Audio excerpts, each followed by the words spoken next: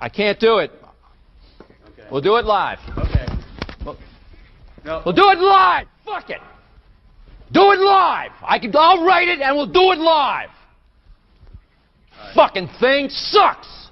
In 5, 4, 3.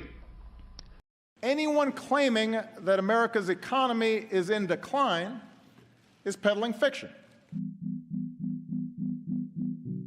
I've abandoned free market principles to save the free market system.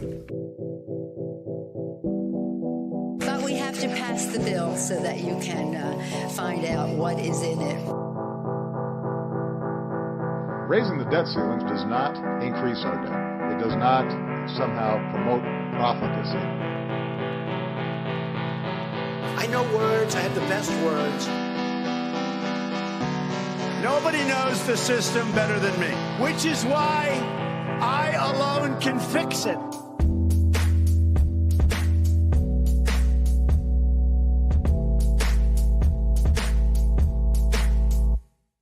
What's up, everybody? Happy Friday. Welcome back to the Peddling Fiction Podcast. I am your host, the voice and soul of so-called fiction, Johnny Profita. And back with me is the one and only Justin Hillbilly Boy Campbell.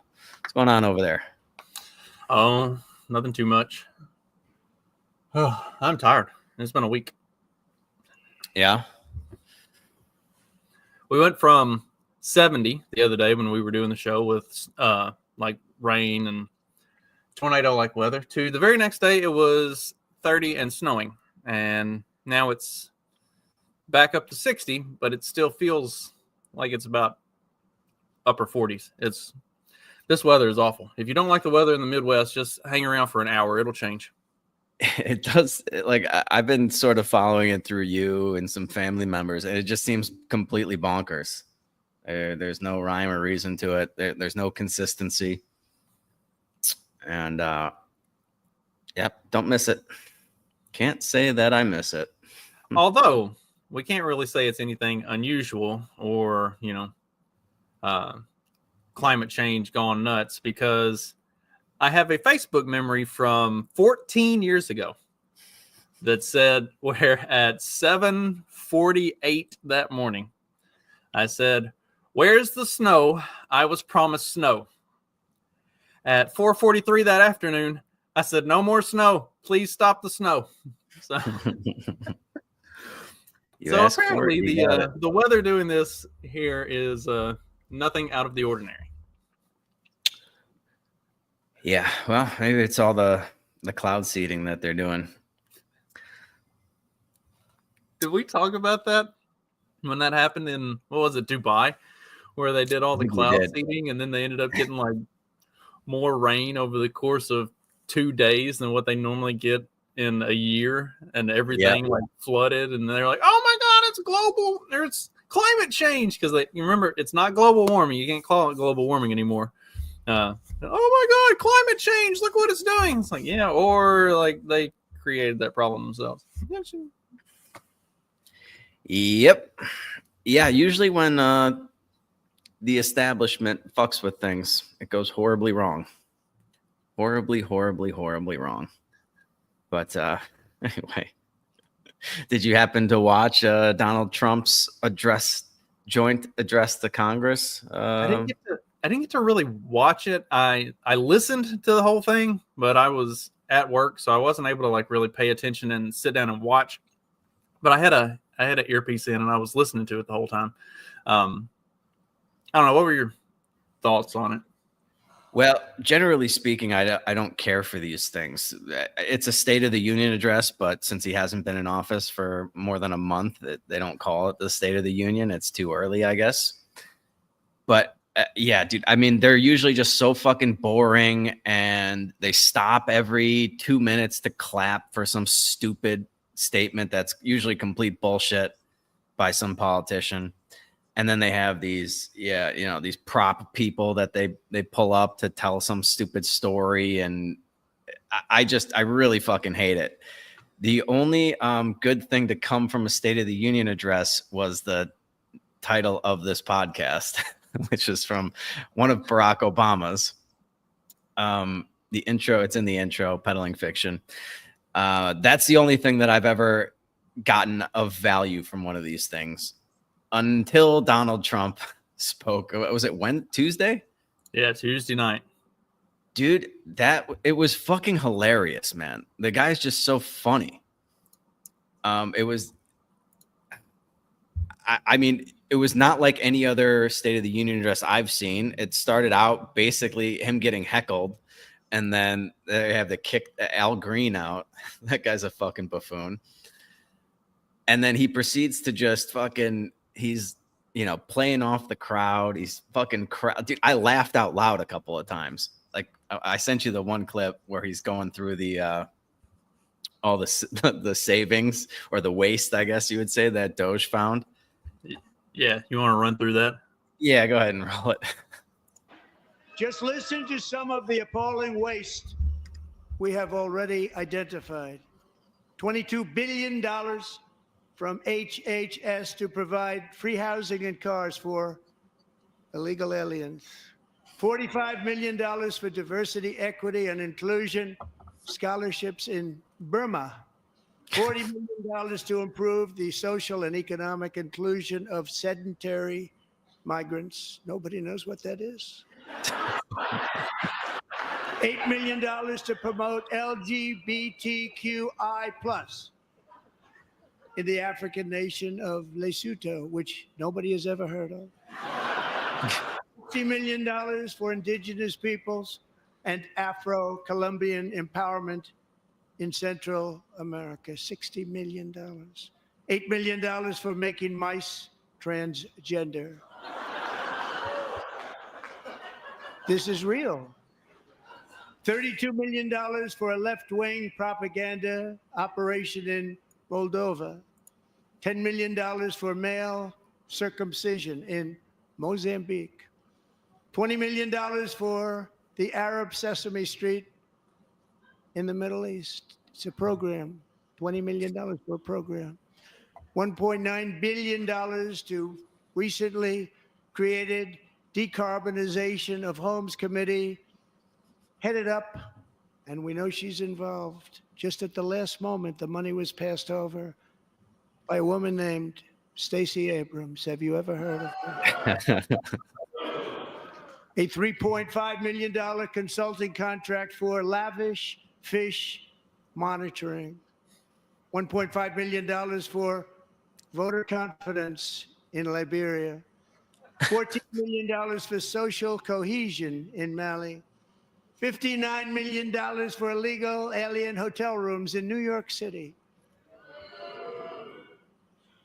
He's a real estate developer. He's done very well. $250,000 to increase vegan local climate action innovation in Zambia. $42 million for social and behavior change in Uganda. $14 million for improving public procurement in Serbia. $47 million for improving learning outcomes in Asia. Asia's doing very well with learning. What we're doing. Should use it ourselves. And $101 million for DEI contracts at the Department of Education. The most ever paid, nothing even like it. Under the Trump administration, all of these scams, and they're far worse, but I didn't think it was appropriate to talk about. I mean, dude, that crack, the whole thing, his delivery is hilarious. And he's just absolutely right on, like, this is all just ridiculous. Nobody knows where that is. Nobody knows what that is. Why are we spending this money? And of course, one of the smartest things he did was early on in the speech. He's like, no matter what I say or do, these Democrats will not clap. They won't cheer. They won't stand for me. And then, of course, he proceeds to deliver some things that everybody should be on board with. Like any normal thinking person should be okay with this. And it's just, it falls on deaf ears. They were just sitting there holding up these stupid signs and things like that. Yeah, that was their big protest that they come up with these little signs that said false. And it's like, yeah, it's pathetic, dude. It's pathetic. They have no idea how to handle him. It's Well, and also It's then the left's reaction is to, of course, naturally, their reaction is always to fact check literally everything he says, except that sometimes that kind of backfires, and then CNN retracts their fact check over Trump's transgender mice claim. Yeah, Following President Donald Trump's address to a joint session of Congress on Tuesday, CNN attempted to issue a fact check on his claim of government spending on experimentation with transgender mice. The network was subsequently forced to make a retraction. Yeah. So I saw like a bunch of clips going around the internet where it was like, they think Donald Trump is such an idiot that he confused transgenic with transgender, because there was apparently a different study where they used mice for transgenic, and they must have Googled this and found that one and be like, oh, look, he's such an idiot. He thought transgenic was transgender. He can't even read. And then it turns out there's like a million other fucking studies that he could have been referencing, that they are fucking around with the hormones and shit of these of these mice. It's just, they really are fucking pathetic, dude. And that's their big takeaway. This was a historic blunder. Some retard on Twitter was saying that's what this was, a historic blunder to confuse. Even if he did confuse transgenic with transgender, you're missing the fucking point. You're missing the whole fucking point. And to nitpick on something like that versus all the other 3 minutes worth of shit that he rattled off that we should not be funding, it's all just so ridiculous, man. Here's the list of things that they're running tests on mice, or that they're testing on mice. We have 3.1 million to study the role of hormones in mediating sex influences in asthma. 2.5 million on studying the reproductive effects of hormone therapy. 1.2 million on studies regarding androgen effects on the reproductive neuroendocrine axis. And then another 735,000 to study an analysis of the impact of hormone therapy on mouse microbiomes. 455,000 to study gender-affirming hormone therapy on HIV vaccine-induced immune responses, and 300,000 to study the risk of breast cancer in testosterone therapy. Okay. Like, why are we just like all of the? Why is the government funding this level of study into transgenderism? And where is PETA with to come to the defense of all these poor mice? Yeah, well, the reason is because during the Biden administration, the second you put transgender into anything, they just threw helicopters of money at you. That's why. That's literally why.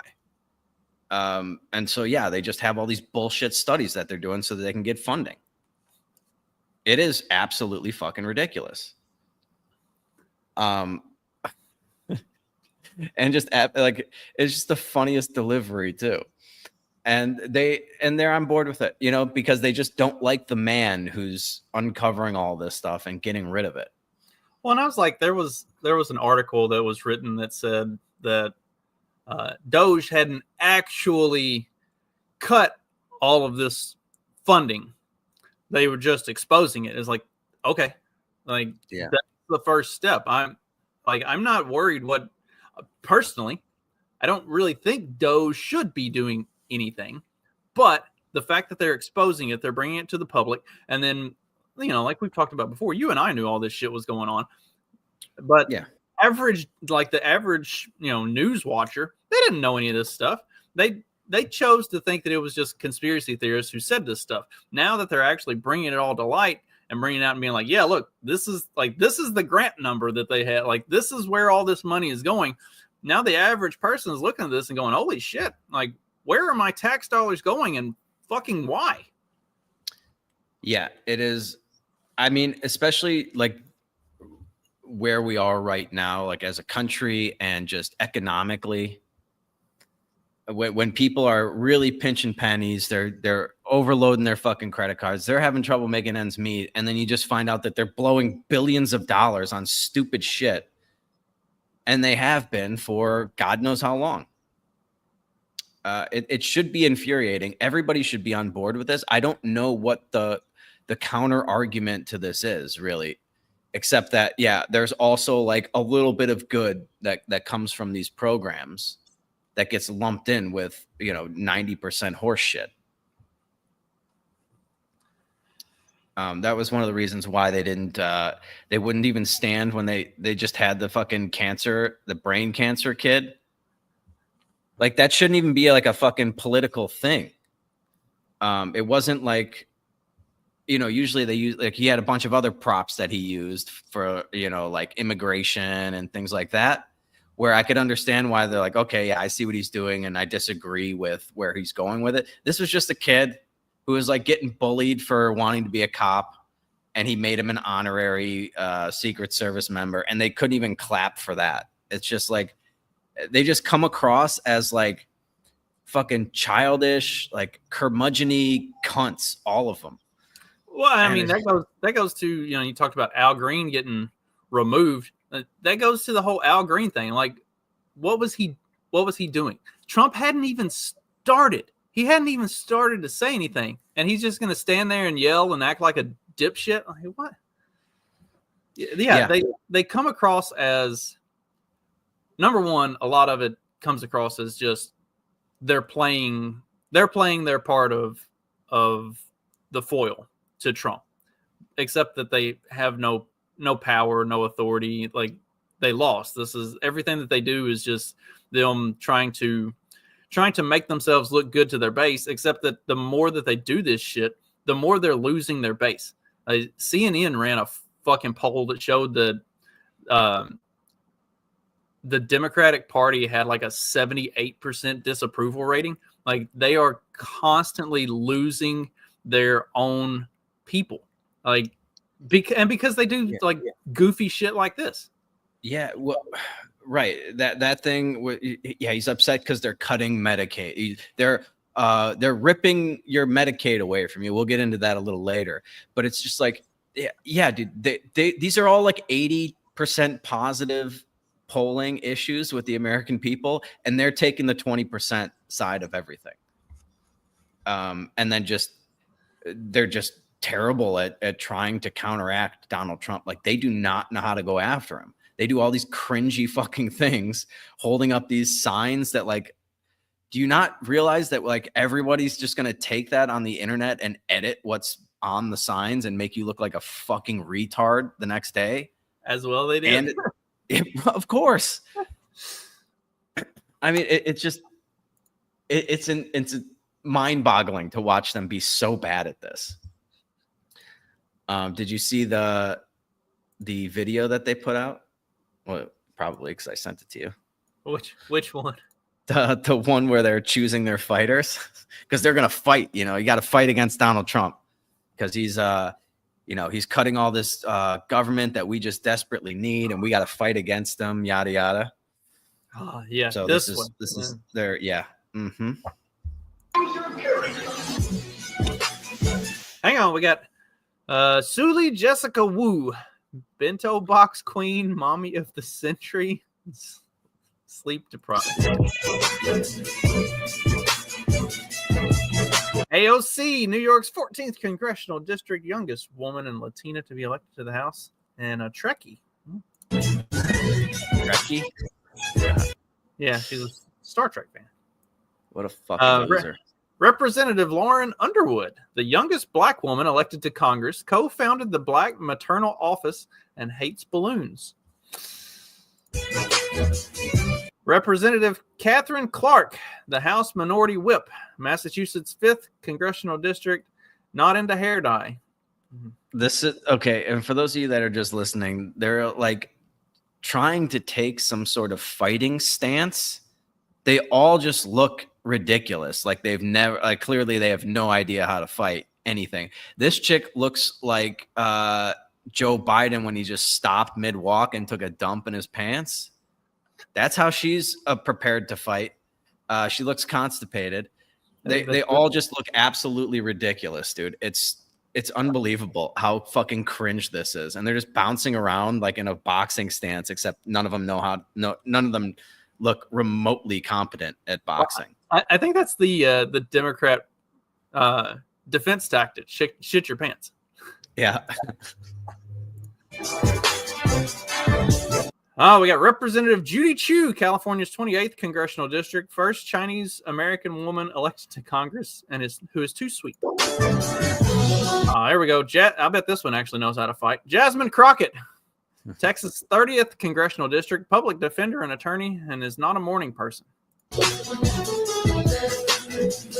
Representative Susie Lee, Nevada's 3rd congressional district, president of Communities in Schools of Nevada, has 2 sprained fingers. Well, that's not going to help her fight very much.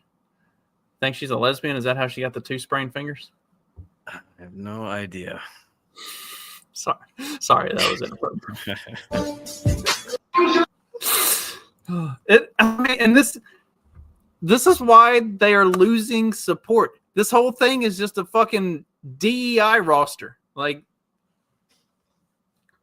it's nothing but a handful of old white women, like 3 old white women, and then the rest of them are like women of color, and none of them have a necessarily great like track record. AOC is probably the best track record as far as like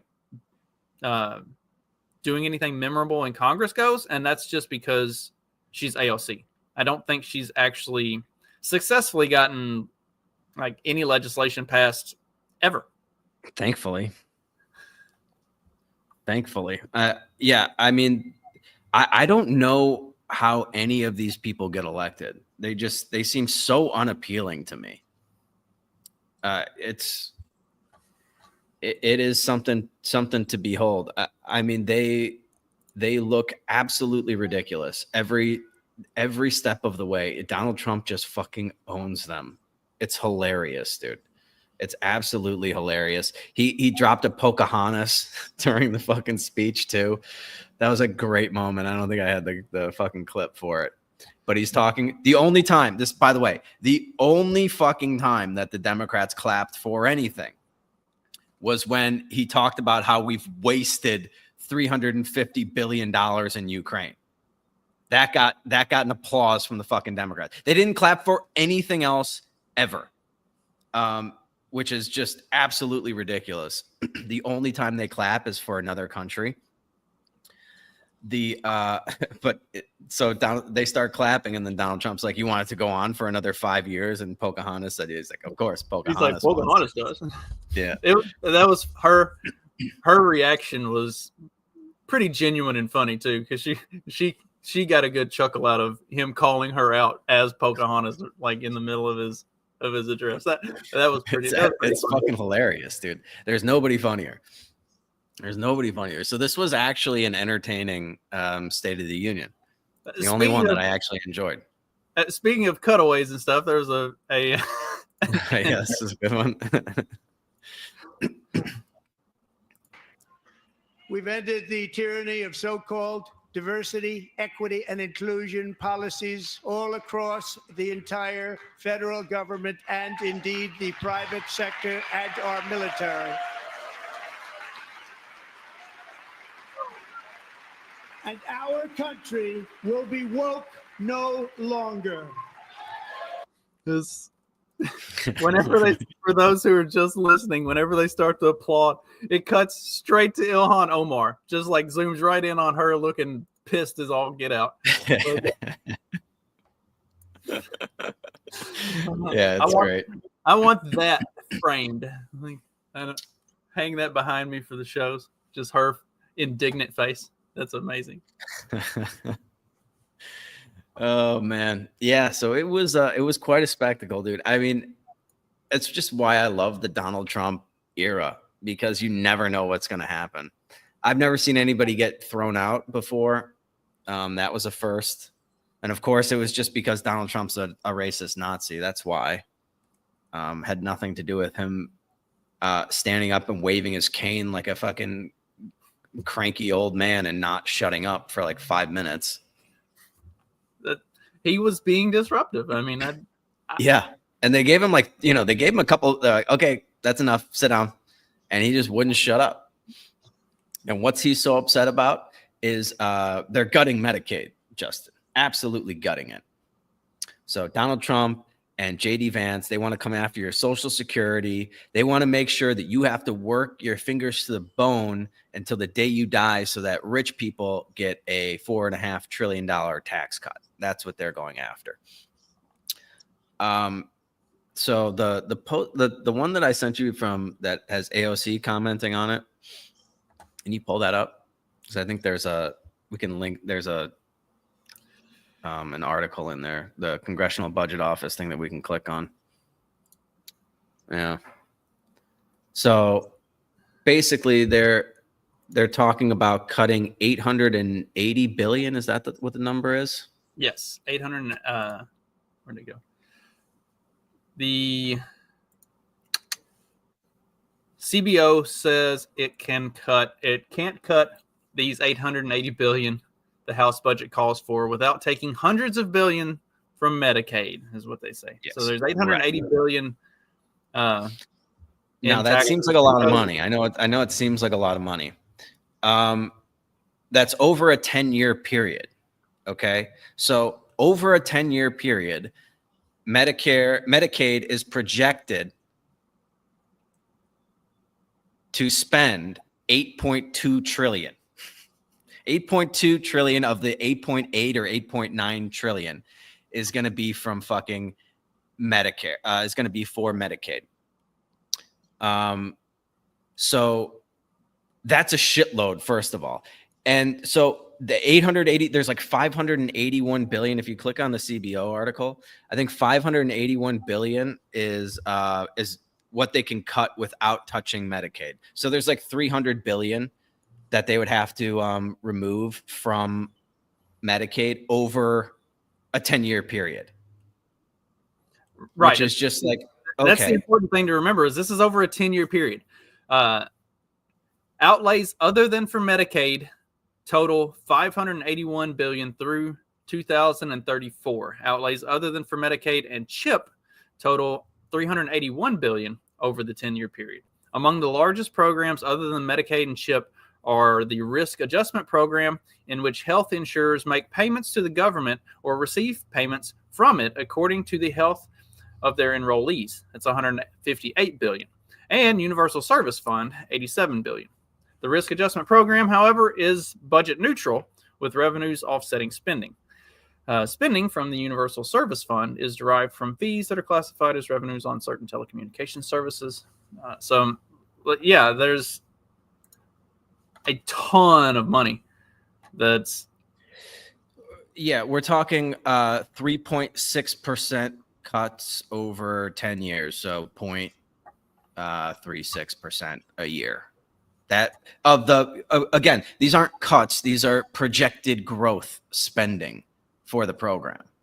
So they're going to grow the spending for Medicaid by 0.36% less per year, assuming that these materialize over 10 years, even though the next fucking Congress isn't bound by any of this legislation. Well, like Massey said, he's like, I've seen, I've been here for 12 years. I've seen many of these 10-year deals. Nothing ever goes past the third year. Yeah, so. I've never seen it. Yeah, I've never seen it materialize. That's why they always come up with 10-year plans, because they don't have to fucking abide by any of it. It's all bullshit, dude. It's all fucking bullshit. But this is them gutting Medicaid. Let's just say best case, like worst case scenario for Medicaid, a 3.6% cut over 10 years is gutting. But then here's AOC's big hot take.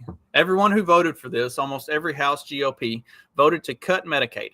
When they tried to pretend later that they didn't, know that they are lying to you. This was the vote. They knew it. We knew it. CBO confirms it. Good news is we can still defeat it.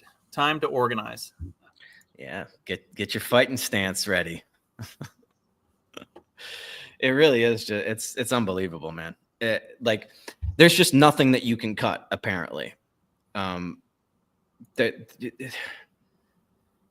don't know, man. The biggest drivers of the debt and the deficit are Medicaid, Medicare, and Social Security. So yeah, eventually those things are going to have to get cut. They're unsustainably fucking bankrupt. Trump went through the list of how many people over the age of 100 that were receiving Social Security checks. Yeah.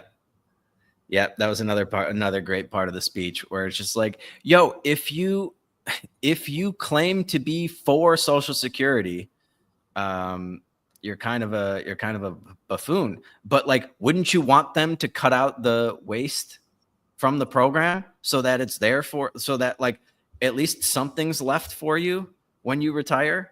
Or do you want them to keep sending money to fucking frauds? And then you get like Bernie's, nobody over 100 is collecting Social Security. It's like, yeah, somebody else is. Nobody's 120 years old, dude. Like, that's the point. Nobody that 120 is alive. One person was like older, like 300 years old or something. Well, and they justified this. They said, oh, well, some of these people didn't have birth certificates. Some like, okay, that's fine. You have record of them somewhere. Like they exist on paper at some point. So you should have a pretty good idea of what their actual age is, who they are, where they are they alive? Like any of this? No, probably not. Yeah. Yeah. It's just staggering to watch them try to justify. Like, dude, just get on board with this. Just be like, yeah, you know what? Okay. Like, you lose all credibility when you can't at least like be like, yeah, we shouldn't be cutting checks to people that are 200 years old. And okay, we should not be. I don't even know like what, like some of those like Liberia. What? Why are we sending money there? What are we doing when your side is arguing in favor of all of this insanity? It's no wonder you have a 78% disapproval rating. Yeah. You obviously don't care about the American people. You only care about dumb woke bullshit that plays up to it's have we talked about the heat map before? I think you have. But you can remind everybody. It goes back to the fucking heat map. It's like if you only care about everything else to everybody else in the world and people who may or may not even exist, 300-year-olds or whatever, more than you care about your own community. I mean, fuck you anyway, for one, but like that's not a really, I don't feel like that's a really high percentage of the population. Like it's going to ultimately come down to what takes care of me, my family, and my community. And people are starting to figure that out. And I think a lot of the post-COVID stuff and then a lot of the mass immigration stuff really kind of drove that home for people over the course of the last 4 years. And that's why you see a 78% disapproval. Like it went from, oh yeah, like that's a good idea, we should probably be nice to people and try to take care of people, to holy shit, maybe we should take care of ourselves first or ever. Yeah. It's a pretty tough selling point when people are really struggling to make ends meet. Oh, I didn't send you the jobs. We got the jobs numbers for February. They weren't great. The headline was that they weren't as bad as we were expecting. It's like 151,000 jobs were added. And so that was bigger, that they were expecting like 125,000 or something. So it was like, all right, but that's still an abysmal number. And then of course the prior month was revised down 25,000, I think. Yeah, the same old story. We're getting like more honest numbers from this administration. I don't know, but like, yeah, the economy is in shambles. They're going to blame Trump for everything. He's got the tariff thing on again, off again. Markets aren't liking that. You can't be sending money to fucking Liberia and a bunch of other fucking places for places nobody ever fucking heard of, for people, like for things that nobody knows what they are. And, meanwhile, these politicians are getting fucking rich off of everything. Elizabeth Warren's got like fucking hundreds of millions of dollars, or $67 million. I forget how much she's got. All that reservation casino money rolling in. And it's just like, yeah, enough is enough already. And the Democrats, they just can't get on board. Like they don't even realize that the optics are just so bad. They can't wrap their head. Like, just just clap for a couple of things that like everybody should be for. Like kid got brain cancer, poor kid, was getting bullied. Just clap for that. It wasn't even like a political thing, but they make it into a political thing. Look, oh, you cut spending on cancer research was why they weren't clapping for that. And it's just like, all right, dude, just get fucked, all of you. This is so ridiculous. And to that, I've seen the stuff, the cancer research that supposedly got cut. It was like experimental bullshit. It wasn't actual like, how do we cure cancer? It was all kinds of other ridiculous shit. It wasn't actually going to, like, not stuff that accomplishes anything, like hypothetical, space magic bullshit. Right. I mean, the whole thing is just insane, man. The apparatus, they're just out of control. Of course they are. I mean, they get $8 trillion. Like they want to spend $8 trillion a year now. It's like, how do you, of course you're going to waste billions of dollars on a bunch of random shit. And there's no accountability. So if somebody gives you trillions of dollars and you never have to account for it, you're never going to be punished for fucking it up. It's like, okay, like whatever, dude. I don't know. Like, what did you think was going to happen? It's all just insane, man. Anyway, I thought it was the best. Yeah, definitely one of the best fucking State of the Unions I've ever seen. Very entertaining, very revealing. The Democrats are just coming across as like very unlikable, very, very unlikable. And they don't really have any like charismatic people either to kind of to lean on. Like who are they gonna roll with? Right. They've got Elizabeth Warren and oh god, no, dude. Nobody can stand that fucking Karen. She's the worst. Shoot, what's the cranky old Jew? What's his name? Chuck Schumer. That's the one. They got Schumer. I mean, Schumer. I like Chuck Schumer because he is unintentionally fucking hilarious. Like his remember his barbecue. Yeah, his barbecue where he's got the cheese on a raw ass patty. It's like, good job, Chuck. That's gonna work out real well for you. Like, yeah, dude, these people, they're so out of it, man. That they just everything they do is just absolute fucking cringe, man. It's terrible. Oh, remember Chuck Schumer's like he was like having a beer. He did like some sort of a show or something where it's like, have a beer with me or I'm gonna have a beer. It's like, okay, sure, Chucky. Well, I remember Pocahontas did a real awkward beer thing with like her husband in the kitchen. It's just like, and then of course Kamala Harris tried to do the beer thing at the bar. Just, I don't know if they like what just try being yourself, I guess. I don't know. It couldn't be worse than you faking trying to be a real person. Oh God. Well, speaking of faking it,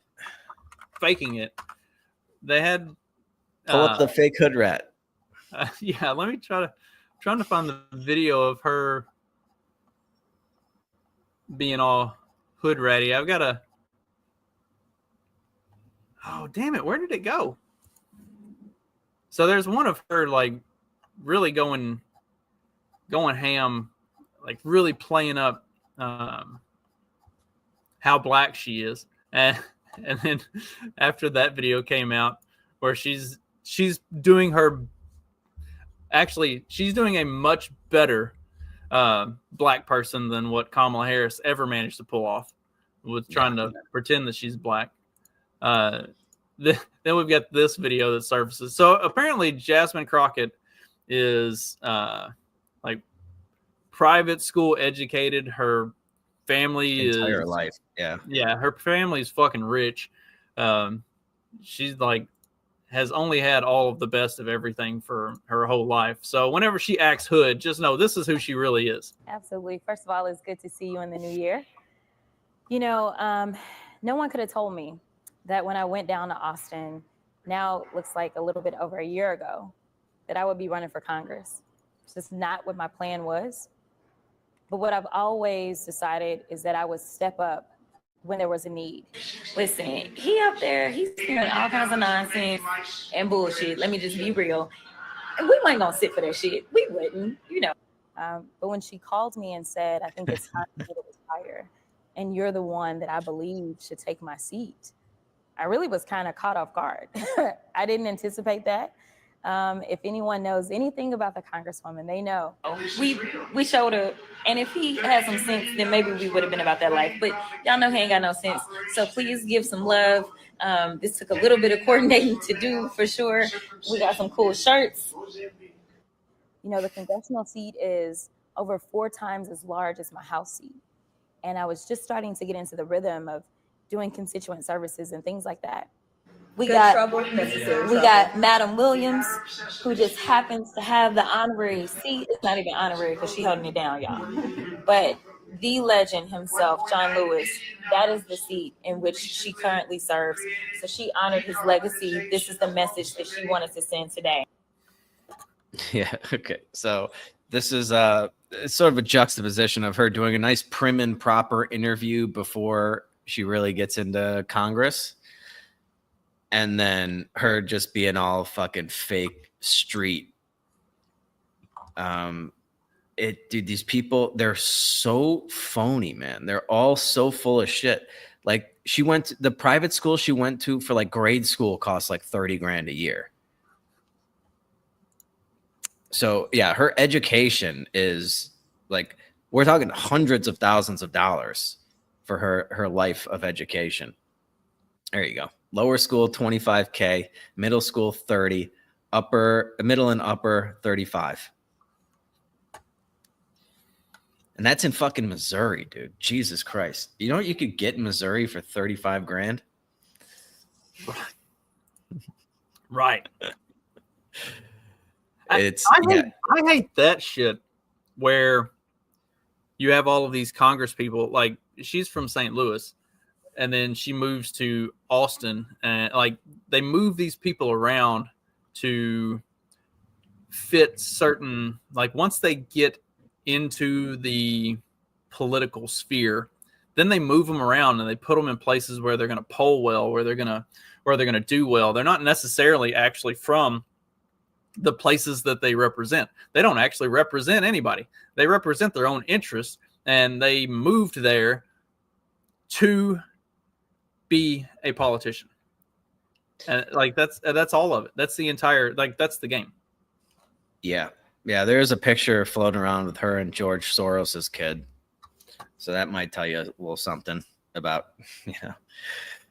about who's behind all of this. But yeah, dude, this entire act, dude, how many, we could probably pull up compilations of her just going all fucking street on people in Congress, her going at it with Marjorie Taylor Greene and acting like she's some fucking ghetto chick.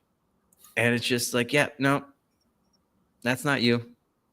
And what does that say about like who she's, I don't know, her constituents, or like who she's trying to get to vote for? She's like, somebody on Twitter said she's cosplaying a fucking ghetto chick or something. It's like a great, yep. She's cosplaying a hood rat, and you guys are fucking falling for it. Well, she represents Austin. I saw a funny thing on Reddit the other day. It was like how I thought Austin would be, and it was all this like rainbow flag and woke bullshit. And then it was like how Austin actually is, and it was like Confederate flags and redneck shit. And it's like people who live in Texas think Austin is like the most woke thing on the planet, whereas actual woke people who go to Austin think Austin is like some redneck hell. So it's like nobody likes Austin apparently. Yeah, I've never been, but I've heard it's according to like people in like Joe Rogan says, like it strikes a nice balance where you kind of have like, you still have some of Texas, but you still have some of the fucking the big city feel from like the fucking coast. I don't know, man. But all I can tell you is every single one of these politicians, with the exception of Thomas Massey, is a complete fucking fraud. He's the only one that is not fucking pretending to be something that he's not, that votes the way he fucking talks. You know, he walks the walk. The rest of these guys are they're complete fucking phonies. And to watch them just, I don't know, man. I do like sort of the whole pomp and circumstance of all these addresses that they give. And then when there's like, when they just completely fall apart because they can't stand Donald Trump, there's something that's just so entertaining and satisfying about it. One, I kind of get it, because this was, so his inauguration day speech was basically just a get up there and smack the Democrats around. And then this address was also mostly just to get up there and smack the Democrats around. And it was amazing, beautiful, and great. And my buddy Trey and I talked about this on the morning show. Like, when they didn't cheer for the kid with cancer, Trey made the analogy of like bringing out the kid with cancer was like when a basketball team brings out, you know, the retarded towel boy and lets him score at the end of the game. And it was like, you know, them not cheering for that. I was like, yeah, but what you have to understand is they're on the other team. They're the ones who have the retarded towel boy coming out and scoring against them. You know how badly you have to be getting beat for the other team to bring, not just to clear the bench, to bring the retarded towel boy and put him on the floor and then let him score on you. So obviously, if you're getting beat that badly, you're probably not feeling like cheering. And I get it. Like, the Democrats are the team that is getting beat so badly that they're getting scored on by the retarded towel boy. That's the reality of the Democrat Party right now. That's a pretty good analogy. But you just have to think, like, you have to, if you want to try to win back some of the American people, in my mind, you have to kind of think about how this is going to look to the average person. The average person looks at that and like, oh, dude, you're just kind of a piece of shit then. Like, this is like a heartwarming moment that it really did not have the political undertones that all the other things do, you know, with and you the could see it with transgender athletes and I said, you could see it with the kid. It was a genuine moment because they brought him out and they told his story. And Trump was talking about how, you know, he got made an honorary police officer, you know, wherever they're from. And his dad held him up. And then Trump said that he was going to make him an honorary Secret Service member. And you saw it on the kid's face. Like, he didn't know that was coming. That was a genuine moment. And then, you know, his dad picks him up again and everybody cheers. And and they all just sit there. Everybody. Right. Everybody with a brain cheers. And they all sit there stone faced. Like, you couldn't even have a genuine reaction to that. Yeah, it is. Yeah. They're just sociopaths, or they're just like, they're so fucking TDS that like they can't even appreciate something that everybody should just appreciate. Like, okay, yeah, forget about Donald Trump for 2 seconds and clap for this kid who like survived brain cancer and now just got like the one thing, like his Make-A-Wish Foundation was basically granted to him a second ago, and you can't put aside your political bullshit for 2 seconds to just be happy for the kid. All right. Good luck selling that to the American people. Donald Trump's up there. He's laughing. He's fucking joking around. Every time he goes on stage, it's like a fucking party. He's having fucking fun, just riffing for hours. And they're just a bunch of sourpuss, fucking miserable people. Yeah. So, well, I don't know what else to say. That's probably plenty. What else we got today? I mean, as a follow-up to that, speaking of how sour and butthurt they are, immediately after getting kicked out of Trump's speech, Al Green says he's going to start drafting impeachment papers. There you go. Yeah. Oh, it sounds really bad on that, huh? Very fearful. These are poor people. and they have only Medicaid. I didn't realize the sound was so bad on that. And I want him to know that his budget calls for deep cuts in Medicaid. But what are you going to impeach him for?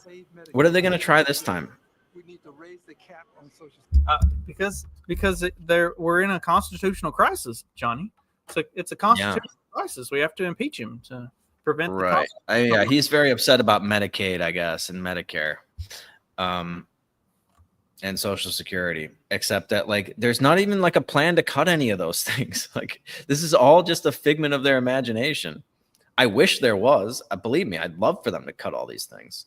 For the undying love that all of these Congress people have for Medicare and Medicaid and Social Security and everything, it seems odd that they exempt themselves from any of that and have their own retirement and medical plans outside of all of those things.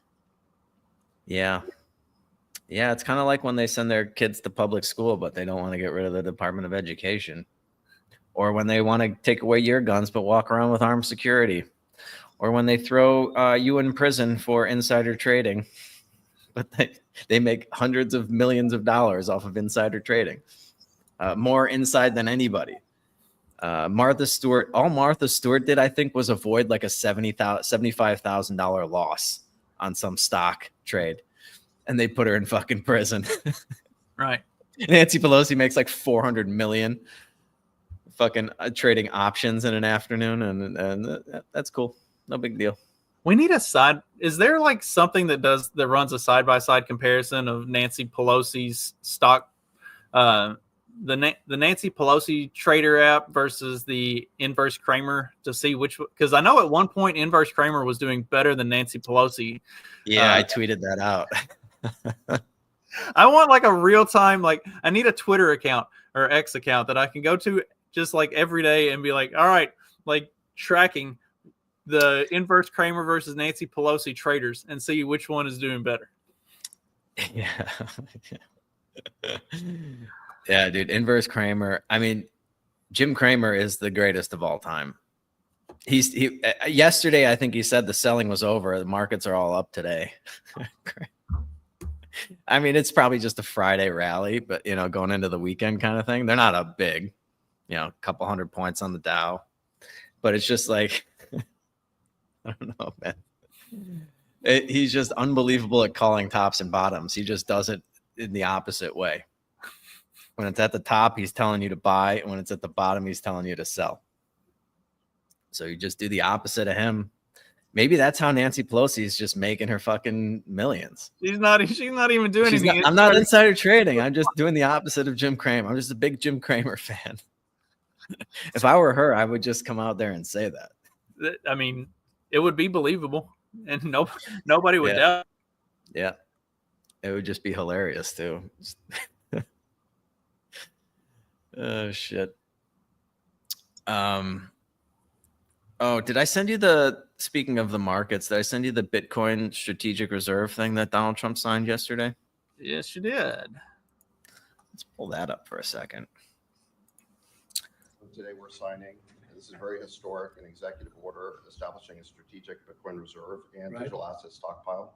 This is a promise that you made throughout the campaign, and today we're keeping that promise. The reserve will be capitalized with Bitcoin that the federal government already owns, so it won't cost taxpayers a dime. This is like a digital Fort Knox for digital gold.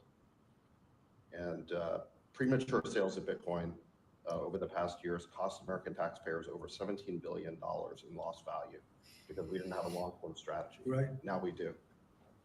So. And this is something you believe in fully? 100%, yeah. Okay. And the whole community believes. Very good. And they made the promise, right? Absolutely. I just love how all of the orders that he signs, he has this big giant pen and he signs it real like I don't remember the Biden orders so much, but we'll get into those in a second.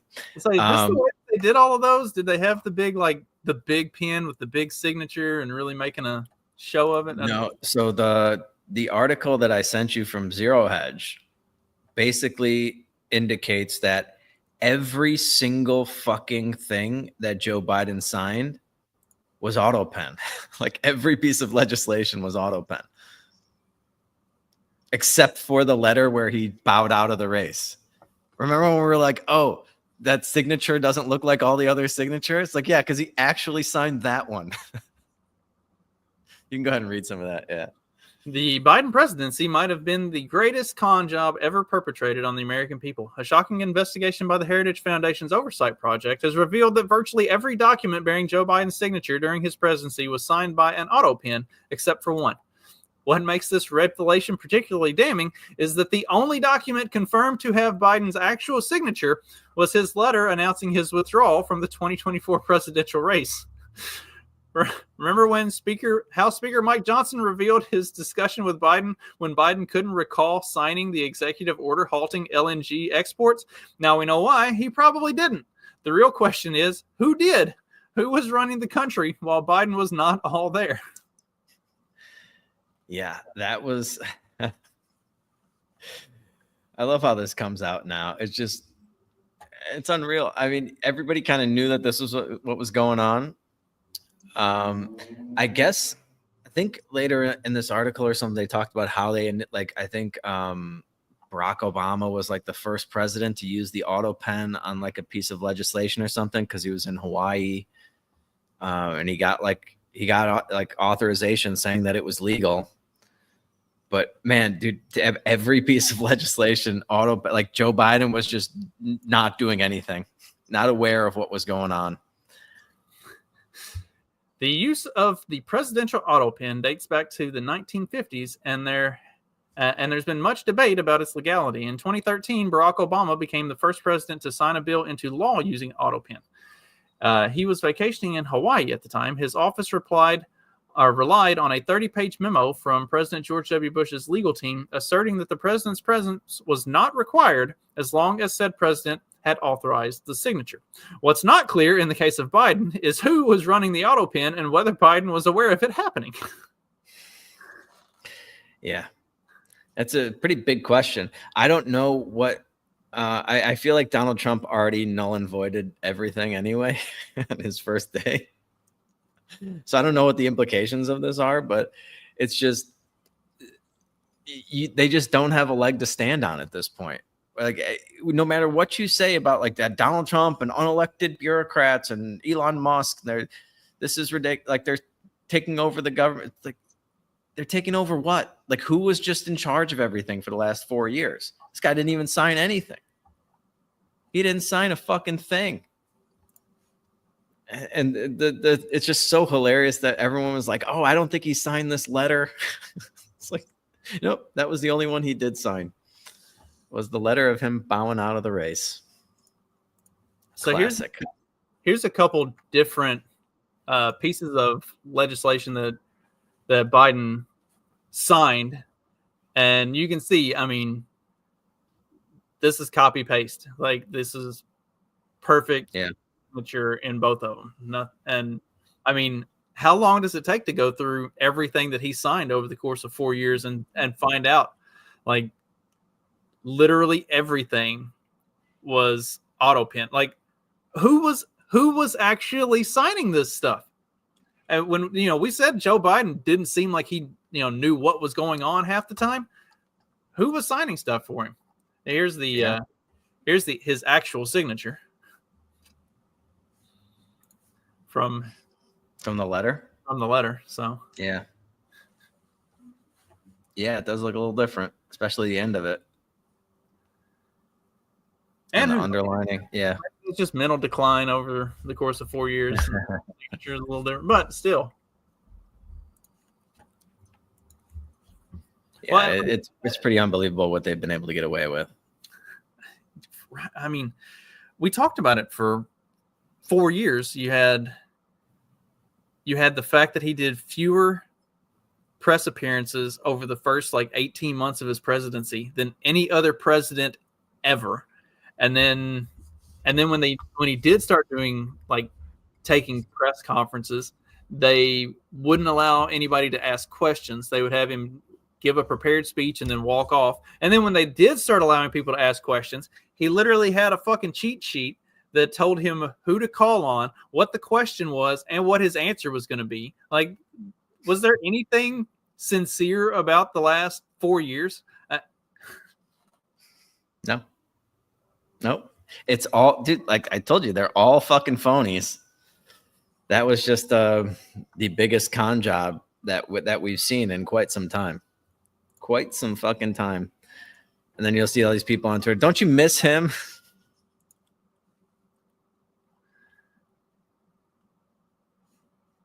Yeah. I do miss all of the I do miss all the funny videos of him crashing on his bicycle, falling going up the stairs. There's the one where they're walking into the White House and he just like takes off through the yard and like walks around in the grass for a second, and then they're like, "Mr. President, we got to go back in the White House." They're like trying to steer him to get him to stop just wandering off, like him wandering off the edge of the like him finishing a speech and then just taking off and wanders off the edge of a stage going nowhere. Like, I do miss all of that. Yeah, and people trying to defend it, like, yo, dude, this guy is completely lost. He's completely lost. He's just a wandering, senile old man in charge of the world's most powerful country. And we're just all going to pretend like this is fine. Remember, like, dude, the last like 4 months of his presidency, he wasn't even the president. It was just like he just dropped all the pretext of even pretending. Right. He dropped out of the race and then just disappeared until Trump won the election. And then he showed back up with just enough time to sign a bunch of pardons. Yeah. Yeah. A bunch of fucking signed a bunch of pardons. I mean, Sure, yeah. did Joe Biden actually pardon anybody, or was that just like somebody auto signing for him for that too? Oh, dude, I bet you he didn't. I bet you he didn't. That is, yeah. It's like Fauci just fucking with the auto pen signing his own fucking pardon. That's really something, man. That shit should be fucking criminal. Yeah, if it turns out that those were fucking auto penned,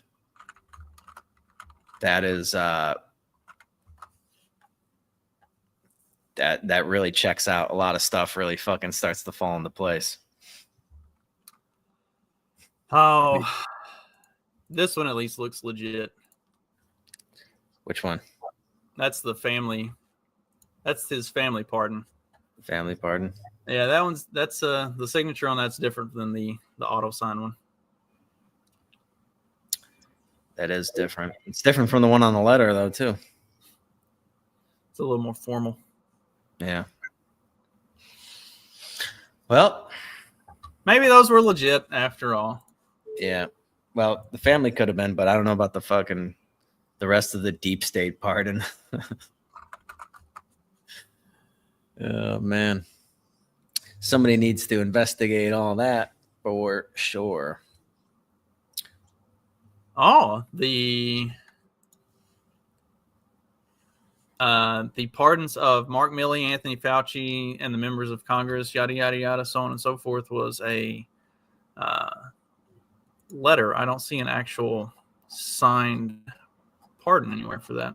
I just see the letter that was released stating it. What if you forgot to sign it? It's not official. Oh, fuck. Check it out. Look. All right. What's that? These are fucking auto signed too. Check it out. The signature on this is the exact same as the signature on the family one. The exact same as the signature on the Fauci one. That's Milley and Fauci. Perfectly identical signatures on Milley, Fauci, and the family. They auto signed fucking everything. Holy fucking shit. Did we just uncover something live on the Peddling Fiction podcast? Fauci's fucking pardon is illegitimate. Like the family, Fauci, Milley, all of these pardons are straight up auto sign. I mean, like, look, this is what I saw on the screen when I pulled up I just typed in Biden, Fauci pardons. And I mean, just look at it. All you have to do is, at a glance, you can tell these are perfectly identical signatures. Yeah. Yep. Yeah. Even just like everything about it. The level of it, like the spacing between the fucking, the footer. Right. Everything. Holy shit, dude. These motherfuckers. These motherfuckers, dude. Criminal. It's fucking criminal. Unreal. Well, I hope that means that those pardons are fucking bullshit and we can go after these people now. See, that's what the Trump administration needs to do. He needs to get a legal team together and be like, look, all of these pardons were auto-signed. Do we even know if Joe Biden signed these? Do we even know if Joe Biden wrote these? Nobody has any idea. So, because, I mean, the letter that said that he was going to issue the pardons was also, like, it didn't have a signature or anything. It was just a letter that was released from the White House, typed up. And and then they'd have to prove that he has fucking cognitive ability to know that what he was doing, which he cannot prove. Right. And it's like, I think the Trump administration or the Trump legal team, the DOJ, whatever, they should try to get all of this stuff thrown out. Be like, none of this is legitimate. None of this can be viewed as legal. Toss it all. Oh, dude, that would be epic. That would be epic. Epic. Who's working on this? Is somebody working on this? I don't want to have to fucking steamroll it. Somebody knows who we can, like, I know there's one of you libertarians that has been writing your congressperson every week forever, telling them to end property taxes or something. Who do we need to call or email? Like, this is to put fucking Fauci behind bars. Yeah. Think of how glorious this could be. Oh, man. Let's do this. All right. Well, that is quite the Friday fucking bombshell. Bombshell reporting here. I think we're on to something. Happy hour tonight? Happy hour at 6:30. Are we just doing a regular happy hour? Yeah, we don't have any plans for anything with the morning show goes. Are you working or are you going to be there? I got to pick up. Sean gets off work at 6, so I'll get home about 7:15. So I'll be on for a little while. Okay. Yeah, I'll probably have to duck out around like 9 or so. But yeah, I'll do a couple 2-3 hours. Couple 2-3. So what's this? Trump has to repair the DOJ before he can get that. Yeah. Yeah. We'll see. Yeah, I don't know. Did they all of the Trump cabinet picks so far have been confirmed, with the exception of Stefanik and the chick that he picked for the Labor Department. So, I mean, it's some steps in the right direction as far as that goes, anyway. Yeah. Well, so also the Supreme Court said that they have to fucking kick out that money for USAID, the $2 billion. They have to pay that. So I don't know if he's going to abide by that ruling or what, but that came down the other day. So it looks like he lost that. That one's so ridiculous, dude. He just, even though he thinks this is rampant fraud, you got to send the money anyway. Okay. And then the Bitcoin reserve thing, we got a little sidetracked there. I know he promised that to the Bitcoin community, and that was sort of, I'm sure that got him a lot of donations and everything. I don't think that's what they had in. They were thinking that a strategic reserve was going to involve the government buying Bitcoin, but the really crucial part of that was when the guy said, this reserve is going to consist of the Bitcoin that the government has already seized from people. So basically all the Ross Ulbricht Bitcoin and shit like that, they're just going to keep that, I guess, and never sell it. And that's the strategy, is to just hodl forever.